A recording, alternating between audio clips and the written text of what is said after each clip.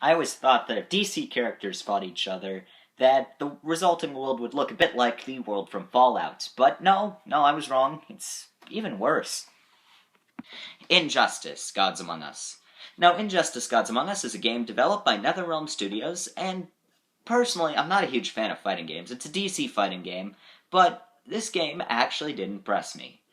For one, it actually had a story that I care about, unlike most. Scratch that, all except this game's stories I've never cared about. But this one is a fighting game story I really do care about. And it basically goes that the Joker has deployed a nuke in Metropolis, killing millions, including Lois Lane and Superman's unborn son, and the worst part is, the Joker made Superman do it, through some nerve gas toxin.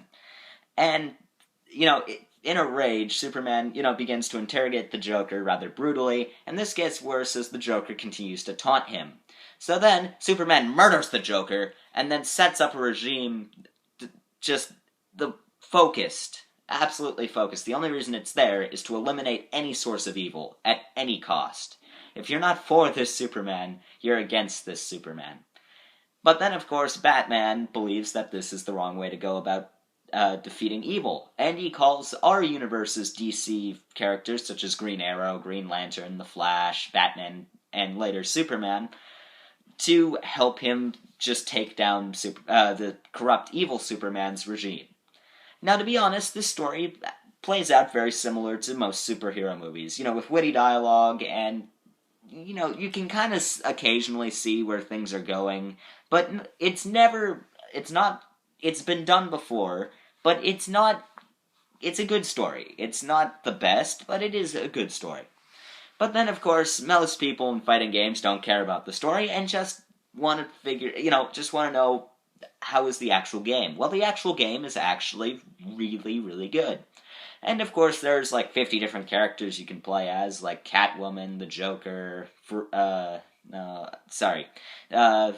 Batman, Superman. Of course, those two are perhaps the slightly stronger and easier to pick up than the others, but neither, no characters feels ridiculously overpowered or, particularly bad or good at anything. And even though I do say that, there is class distinctions, kind of. There are big, heavy guys fight like big, heavy guys. Smaller, faster people fight like smaller, faster people. And people who have a lot of magic or, supernatural ability fight like people who have a lot of supernatural ability. So, the game is somewhat balanced, and I'm sure there have been imbalances found, but I never really stumbled across any.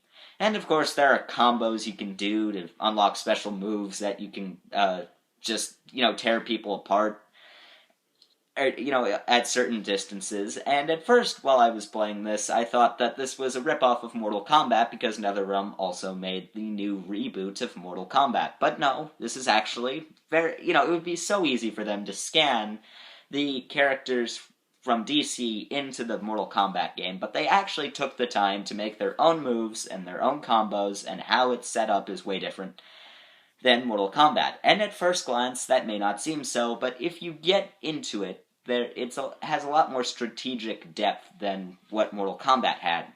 Unfortunately, there is one thing with the gameplay I didn't really like, and it was the fact that there are these level transitions where you hit a few buttons and you send your enemy flying backwards through the level, which would normally be great, and they were kind of fun to watch. The only problem is that they do about as much damage, if not more damage, than the actual super move, which is supposed to be the most powerful move, when you're really going for the jugular and about to, destroy someone. And that, of course, you can turn them off if you don't enjoy them, but if some people will not like it. Anyway, my review overall is that this is a great fighting game that people who are not fans of fighting games, or people who are fans of fighting games, should pick up at some point. Of course, since it's a PS3 release or an Xbox 360 release, it will be like $20. So, an easy bargain for your money. Anyway, like, comment, subscribe. See you guys later.